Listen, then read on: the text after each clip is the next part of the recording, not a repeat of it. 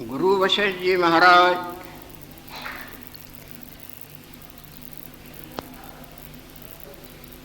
भगवान शंकर के गुरु वशिष्ठ जी महाराज से जब कभी एकांत में दैव के विचार पर इत्यादि चर्चा चली थी, भगवान शंकर उसमें समझाते आ रहे हैं, जो प्रसाद भगवान लक्ष्मी नारायण देव की अपार कृपा से हम सबों को प्राप्त होता आ रहा है।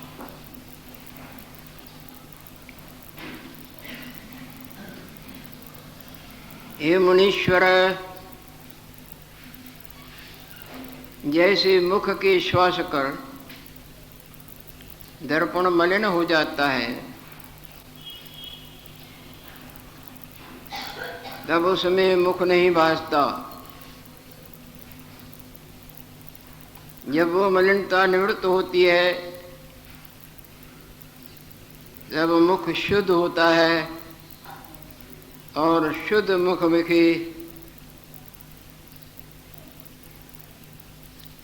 प्रतिबिंब स्पष्ट भासता है। इसी तरह चित्त संवेदन प्रमादते पूर्णे कर जगत ब्रह्म भासने लगता है। जब चित्त का उत्थान, मन का उत्थान होता है, अपना स्वरूप भूल जाता है,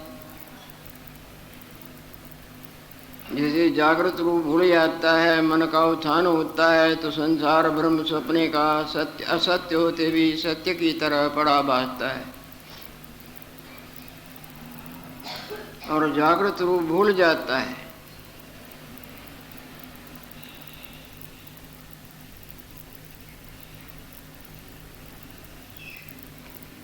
जब ये संसार की प्रतीति फुरने सहित निवृत्त हो जाए, जैसे स्वप्ने के संसार की प्रतीति फुरने सहित जिस फुरने से होती थी, उस फुरने सहित नष्ट हो जाए, तब केवल जागृत ही जागृत रहता है ना। जैसे गाढ़ निद्रा में संसार की प्रतीति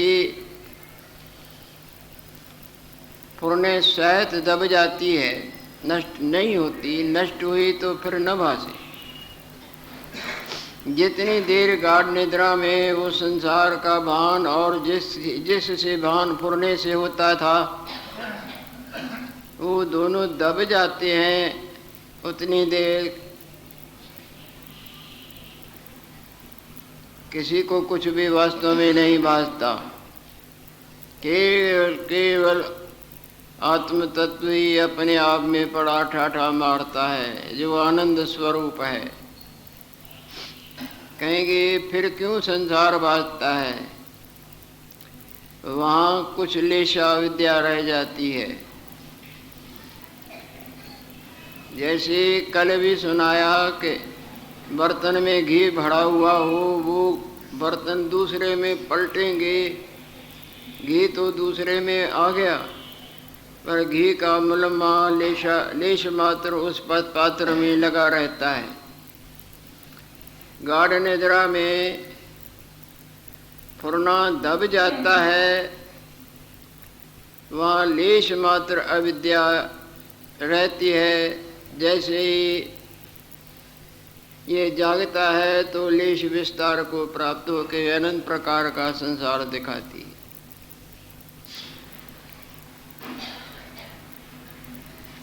जब यह जगत सत्ता फुरने सहित दूर होवे, तब आत्म तत्व भासेगा।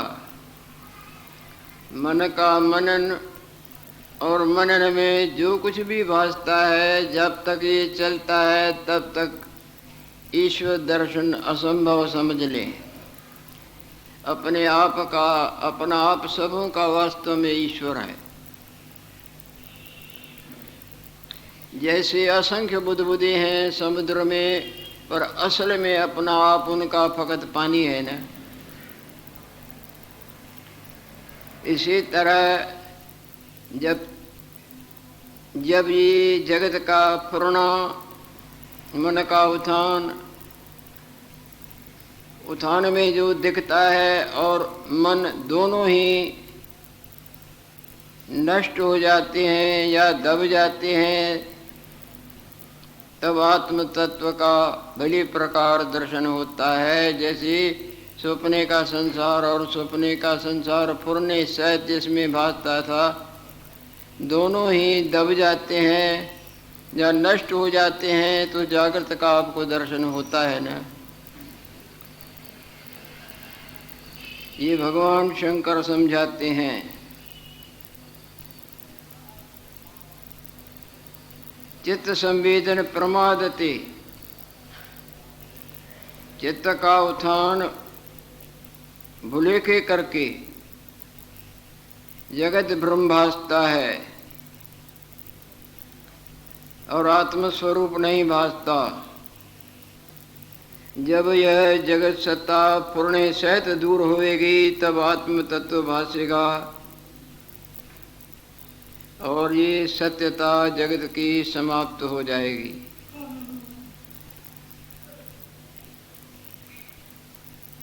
हे मुनीश्वर, जब शुद्ध समित विखे, शुद्ध समित यहाँ आत्म तत्व को नाम देके वर्णन करते हैं। जब शुद्ध समित विखे चैतन्य का पूर्णा होता है, चिंतन उठता है, तब अहम भावता को प्राप्त होता है। जैसे आपके जागृत रूप में जो सपने के माया से वास्तव में शुद्ध है,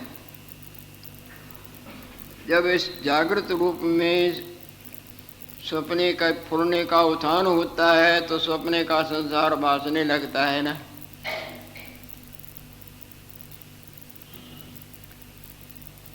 फिर इसमें मिथ्या अहम वासना उदय होती है, तब अपने जागृत रूप को भूल जाता है। इसी तरह ये अहम वासना जो हमको मैं कड़ी भाव करके दिख रही है,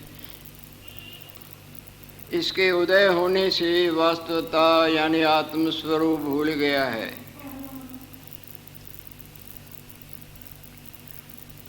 और अपने को नाशवंत और कर्ता भोगता, जन्मवान मरणवान, मेरा तेरा तेरा मेरा इत्यादि इत्यादि मानने लगता है।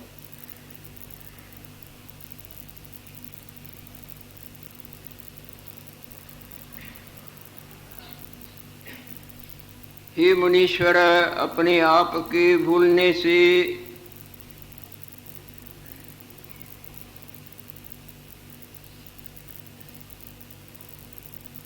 अपने आप के भूलने से ही ये फुरने का मिथ्या उदय होना, जिसकर स्वरूपते ये गिर जाता है।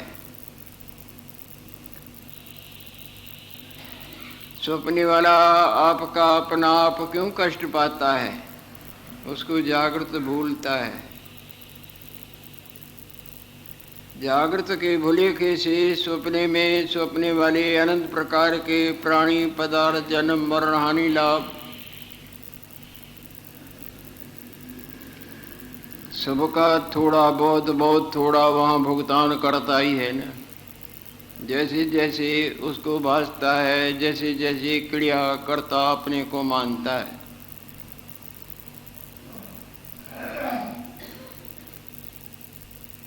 हे मुनीश्वर, जिस तरह कोई पहाड़ के चोटी से गिरे,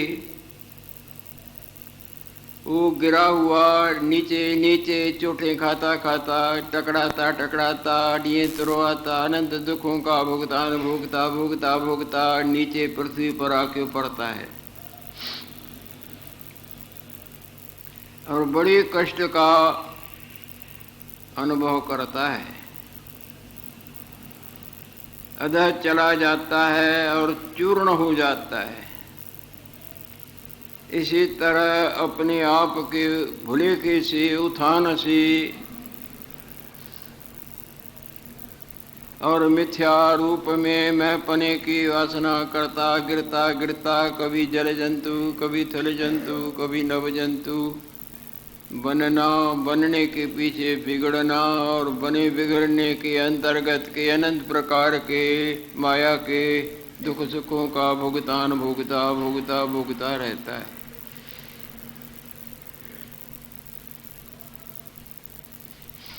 जैसे पहाड़ ते गिरा अधः चला जाता है और चूर्ण होता है, तैसे स्वरूप ते उत्थान हुआ, यानी अपने स्वरूप का भुलेखा हुआ, भुला, और अनात्मा के अभिमान हुआ। मिथ्या रूप और नाम में, मिथ्या मायामय रूप में मैंपने की वासना उठी, तब अनेक दुख को प्राप्त होता है। हे मुनीश्वर, सब पदार्थों का वास्तव स्वरूप आत्मा है। जैसे सब भले बुरे स्वप्ने वालों का वास्तव रूप तो जागृत है ना। सर्व पदार्थ का सत्ता रूप आत्मा है। उस आत्म स्वरूप की अज्ञान करके देहत्व भाव को प्राप्त हुआ है। ये जो हम अपने आप को मानते हैं, ये अपने आप के भूलने पर मानते हैं, और इस मानने को ही माया कहा गया है। जबकि मानना अपने आप में कुछ भी नहीं। जैसे जागृत रूप के भूलने से स्वप्ने वाला मानते हैं, और वो मानने में हमको अपना आप दिखता है और सत्य की तरह भान होता है, जबकि वो मानना जागृत रूप में कुछ भी नहीं। ये तो सरल बात है। ये सरल से सरल है और गहन से गहन है।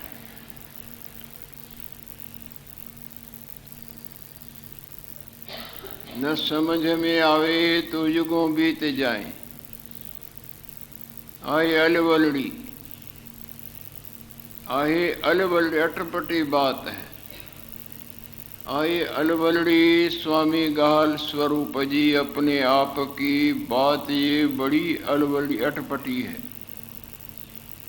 सियाणा समझन कीन की, जो अपने को बड़ी अकल के अकाबर मानते हैं, वो नहीं समझ पाते, बल्कि बड़ी बड़ी डिग्रियाँ पास किए हुए वो भी नहीं समझ पाते। और खट दर्शन,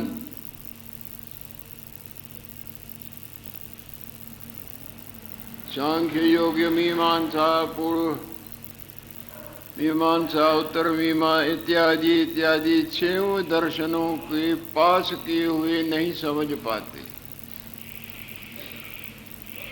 समझते समझाते नहीं समझ पाते, समझते और समझाते।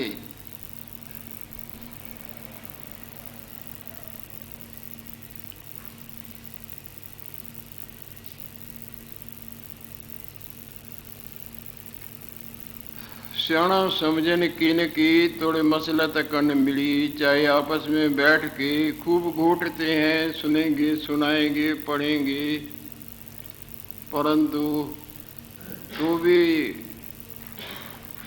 समझ नहीं पाते।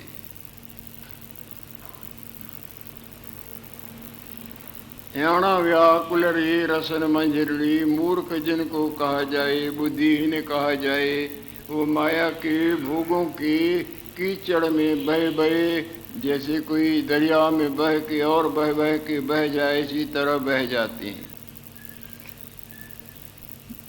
मायक सुखों का इंद्रियों के जरिए उपभोग, उसी को ही वो बड़ा पुरुषार्थ और बड़ी बुद्धिमता समझते हैं, जबकि वो कीचड़ में बहने की तड़िए नरक और स्वर्ग, स्वर्ग और नरक, जन्म परम मरण, 84 लाख डिजाइनों के कपड़े पहनाना उतरवाना दिखाते हैं।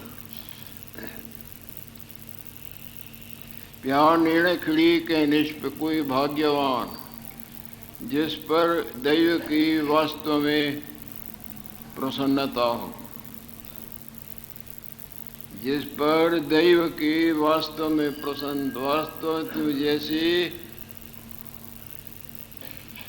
20 विश्वा गुण का मन माने, सो सेवक परमेश्वर की गति जाने। भली प्रकार गुरुजन जब उन पर बहुत बहुत बहुत प्रसन्न हो जाते हैं, जो मन वाणी शरीर करके बिल्कुल भगवत परायणताई के गंगा में तलीन रहता है, वो जानता है, जो जानता है तो वो जीव के रूप में भले बाहर से दिखे परंतु वो शिव स्वरूप है।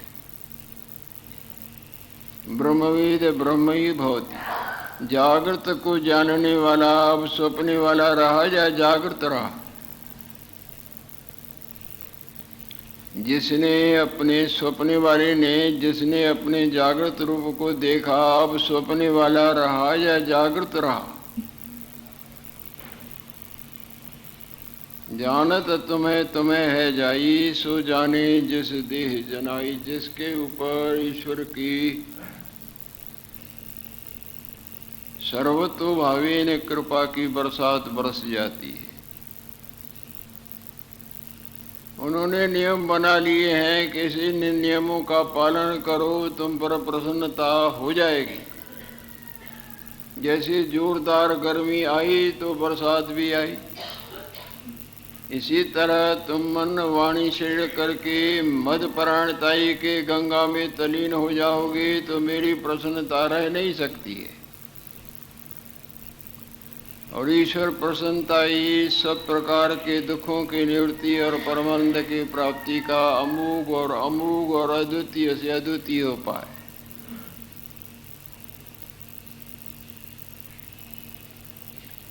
सर्व पदार्थ का सत्ता रूप आत्मा है, तिसके अज्ञान करके देहत्व भाव को ये जो हमको जीवपना, देहपना, मैंपना दिखता है, ये अपने आप के भोले के कृपा का फल है।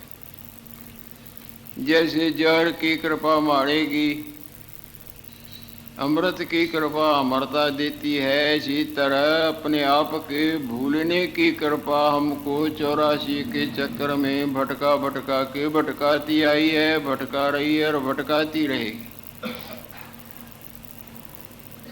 और अपने वास्तव स्वरूप के जानने की कृपा अमर पद में विश्रांति कर देती है। संपूर्ण दुखों की निवृत्ति और परमानंद की प्राप्ति का यदि यदि यदि कोई अमोघ उपाय और अद्वितीय उपाय है तो अपने आप का जानना है। परंतु इसके लिए कोई वास्तव में यत्न भाग्यवान करता होगा, वरना ये मोहिनी माया सबके मन को मोहित कर देती है। दुरत्या मम माया दुरत्या, मान का, धन का, भोगों का, कई प्रकार के छोटे बड़े मजबूरियों भजबूरियों का चक्कर चढ़ा चढ़ा के आराम में संसार के जन्म वर्ण के आराम में भटका ही देती है। Hello hello hello hello. जब अपने स्वरूप का बोध होता है तब इस रूप में जो अपनपो की वासना होती है निवृत्त हो जाती है। जब ये सच्चे हृदय से पुरुषार्थ करके अपने वास्तव स्वरूप को जानता है, तब अवास्तव स्वरूप में जो मैं है, इसको जो अपना आप जानता है कि मैं जन्मा हूँ, ये मेरा है, ये मैंने किया, ये करूँगा, फिर मैं मरूँगा, ये सब दुर्वासनाएं, मिथ्या वासनाएं समाप्त हो जाती हैं। जैसे जाग जाने पर जागृत के झटके खा के जब कोई जागता है तो सपने वाली सब वासनाएं उसकी खत्म हो जाती हैं ना। अब तो वो जागृत रूप में जीता है और जागृत अद्वितीय है। जागृत में ये भिन्न भिन्नता है ही नहीं। जितने भी बुदबुदे हैं उन सबों का असली रूप पानी है। जब वो पानी रूप में आते हैं तो उनकी भिन्न भिन्न मानता सब खत्म हो जाती है। भिन्न भिन्न रूप नामों की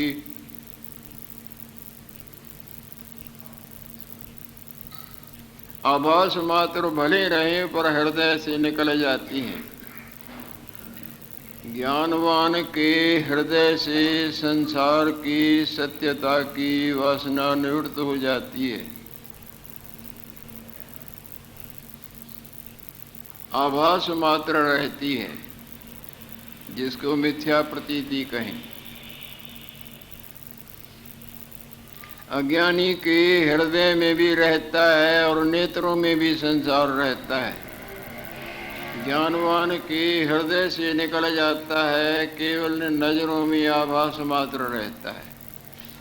सब मिथ्या प्रतीति है कि तुम्हारे हमारे जैसे माई भाई भाई माई बड़े छोटे मेरे तेरे देखे जो हैं ही नहीं, सच भासते हैं ना।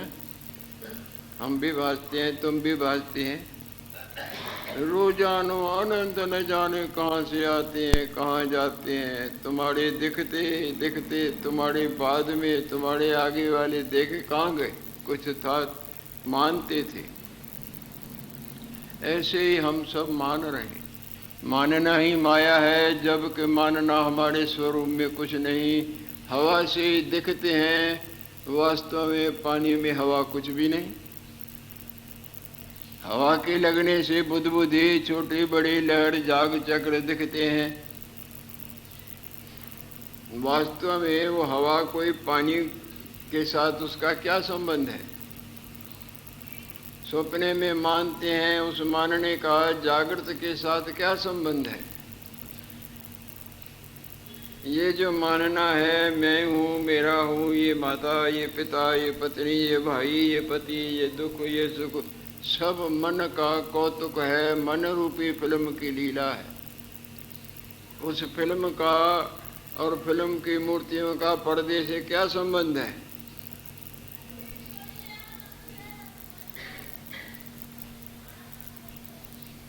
आभास मात्र प्रतीति है। पाठ की तरह पाठ करना है, पाठ को खराब नहीं करना है। मर्यादा का वर्ताव बहुत सुंदर है, उससे कोई अशांति नहीं उदय होगी। बाकी अंदर न हम है किसी के और न कोई हमारा। हर चोले में परिवार नहीं दिखता और परिवार में मोह ममता भी दिखती है। हर चोले का उतारना भी दिखता है और पहनना भी दिखता है।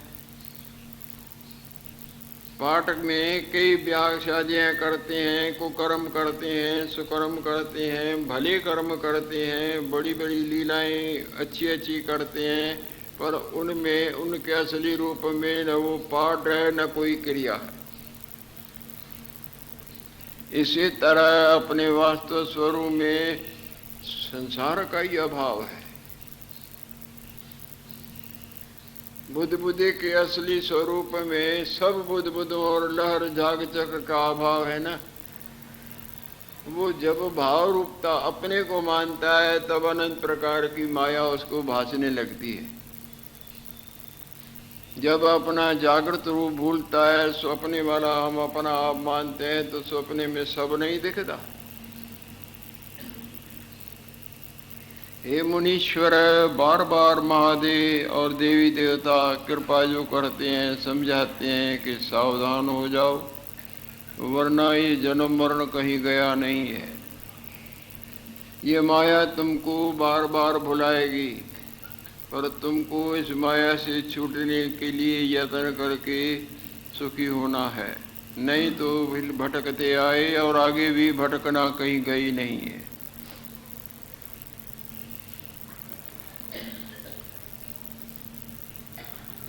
जब तिसका बोध हुए तब देहत्व भाव निवृत्त हो जाएगा।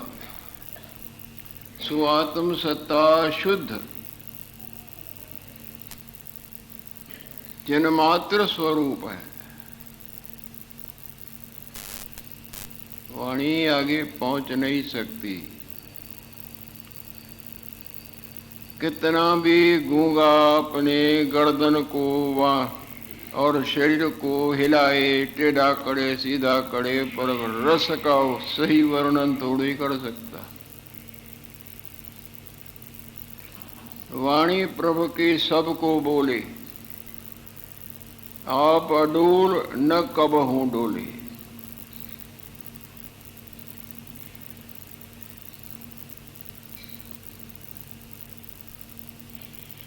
सो आत्मा शुद्ध चिन्मात्र स्वरूप है। उसकी कृपा से ही, उस चैतन्य परमात्मा की कृपा से ये सब जड़ मूर्तियाँ देखती भी हैं, सोचती भी हैं, बोलती भी हैं और मैं करके नाचती मानती भी हैं। जिस तरह पुतली धर की पुतलियाँ ऊपर के इशारे से पड़ी नाचती हैं, ऊपर का इशारा न हो तो वो पुतलियाँ चल सकती हैं क्या? इसी तरह ये सब जड़ वर्ग चैतन्य के सत्ता से पड़े चैतन्य की तरह दिखते हैं, परंतु इनमें अपनी वास्तव सत्ता नहीं, ये मिथ्या प्रतीति मात्र है। सत्ता स्वरूप तो एक चैतन्य भगवान ही है।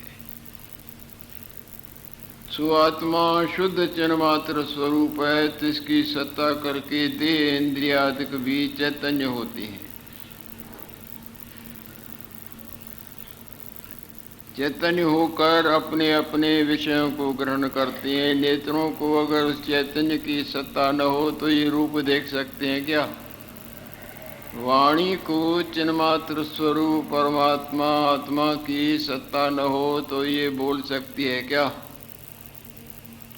ये सब जड़ मूर्तियाँ चैतन्य परमात्मा के सत्ता से चैतन्य हो रही हैं। जैसे स्वप्न वाली सब मूर्तियाँ कई चेष्टाएं करती हैं, पर वो चैतन्य है। चैतन्य तो जागृत है न। जागृत की उनको सत्ता न हो तो वो सब कुछ भी नहीं कर, तो कुछ नहीं सकती हैं पर हैं भी नहीं। स्वात्मा शुद्ध चिन्मात्र स्वरूप है, तिसकी सत्ता करके देह इंद्रियात्मक भी चैतन्य होते हैं और अपने अपने विषय को ग्रहण करते हैं। जिस तरह सूर्य के प्रकाश कर सब जगत का व्यवहार होता है, प्रकाश में ही व्यवहार होता है, अंधकार में व्यवहार ठप हो जाता है। जैसे सूर्य के प्रकाश कर सब जगत का व्यवहार होता है, प्रकाश बिना व्यवहार नहीं होता, तैसे आत्मा की सत्ता करके देह इंद्रियादि का व्यवहार होता है। देह इंद्रिय मन इत्यादि इनका जो व्यवहार होता है, उस चैतन्य शक्ति जिसको आत्मा शब्द करके, ब्रह्म शब्द करके, भगवान शब्द करके समझाते हैं, उनकी कृपा से, उनके सत्ता से सबकी शरीर रूपी मशीनरी काम कर रही है। अपने अपने विषय को ग्रहण कर लिया है।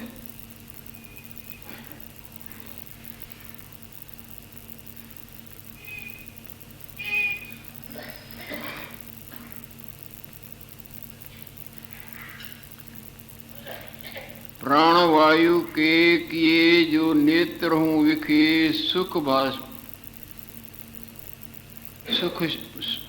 सुख श्यामता है, सो अपने आप विखे रूप को ग्रहण करती है।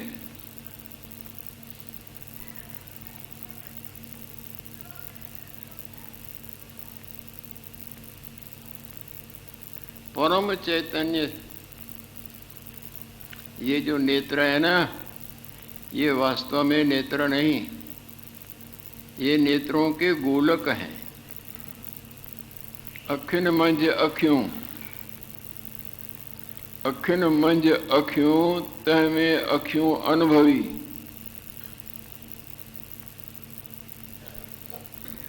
तह में अखियों आश कन रमजन साण रखियों। संत के महापुरुष के शब्द हैं।